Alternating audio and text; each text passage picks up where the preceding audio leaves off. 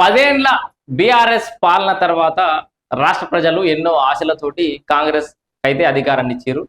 So కొన్ని రకాల వాదనలున్నాయి. కాంగ్రెస్‌ను కావాలని కోరుకోలేదు ప్రజలు గాని, బీఆర్ఎస్‌ని కాదనుకుంటే కాంగ్రెస్ వచ్చిందని రకరకాలుగా ఈక్వేషన్స్ ఎలా ఉన్నప్పటికీ కూడా కాంగ్రెస్‌కైతే అధికారం కట్టబెట్టింది తెలంగాణ రాష్ట్ర ప్రజలు. అయితే వాళ్ళ ఆకాంక్ష మేరకు, వాళ్ళిచ్చిన హామీల మేరకు అనేక హామీలు ఇచ్చిర్రు కాంగ్రెస్ పార్టీ వాళ్ళు. సో మొత్తానికి అధికారంలోకి వచ్చిన తర్వాత అనుకున్న సమయంలో చేయలేకపోయినా ఒక్కొక్కటిగానైతే ఈ సంక్షేమ పథకాలు అయితే అమలు చేసుకుంటూ వచ్చిర్రు. దాంట్లో భాగంగా ఈ పెన్షన్ల సంగతి ఒకటి.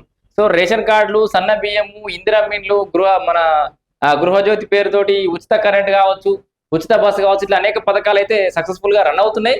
దాంతో పాటు పెన్షన్ల విషయమే చాలా రోజుల నుంచి పెండింగ్ ఉంది.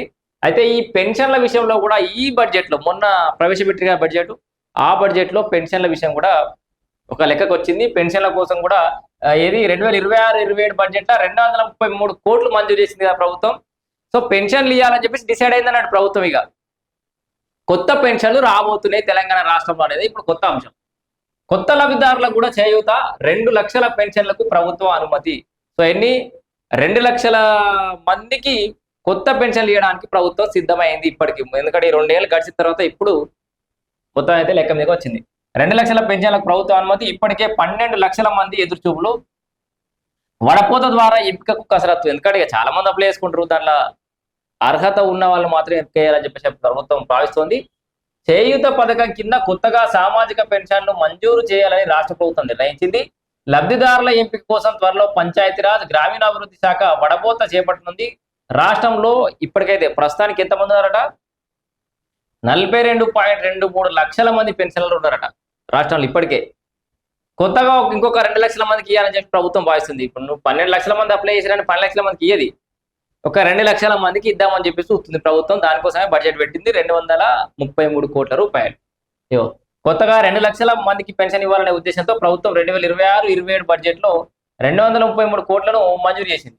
సో దీంట్లోకి వెళ్ళి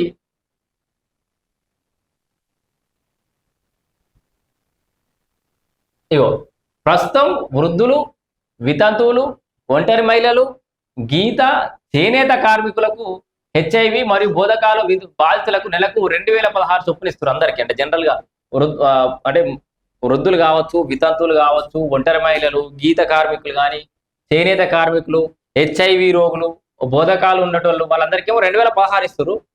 దివ్యాంగులకేమో 4016 చొప్పున చెల్లిస్తారు ప్రస్తుతానికి. 3 ఏళ్లుగా బోధకాలు, డయాలసిస్ మినహా కొత్తగా పెన్షన్లు ఎవరికి ఇవ్వలేదు. సో రాష్ట్రంలో ప్రస్తుతం 12 లక్షలకు పైగా దరఖాస్తులు పెండింగ్ లో ఉన్నాయి.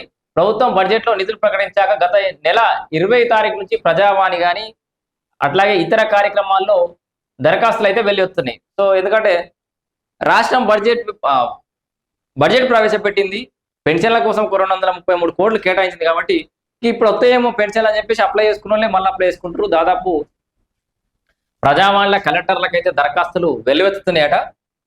గురువారం జరిగే గ్రామ సభల్లో కూడా భారీగా దరఖాస్తులు వచ్చే అవకాశం ఉంది. ఈ నేపథ్యంలో 2 లక్షల మంది లబ్ధిదారుల ఎంపిక అధికారులకు సవాల్గా మారింది. ఇప్పటికే వృద్ధాప్య పెన్షన్ కోసం 4 లక్షల మంది, వితంతు, ఒంటరి మహిళల పెన్షన్ల కోసం 3.5 లక్షల మంది, చేనేత, గీత కార్మికుల పెన్షన్లు 3 లక్షలు, దివ్యాంగులకు 72,000 మంది ఆర్జీలు అయితే సమర్పించారు. మరి బీడీ కార్మికుల పెన్షన్లు అయితే ముచ్చటలే లేదు. ఇలా మరి వాళ్ళు కూడా చాలా మంది ఉన్నారు. మొత్తానికైతే కొత్త లబ్ధిదారులకు 2 లక్షల మందికి అయితే పెన్షన్లు వస్తాయి. ఆ 2 లక్షల మీరు ఉంటారా, ఎవరు ఉండరో అనేది అయితే తర్వాత విషయం. కానీ మొత్తానికి బడ్జెట్ కేటాయించారు, లబ్ధిదారుల ఎంపిక కూడా జరగబోతుంది.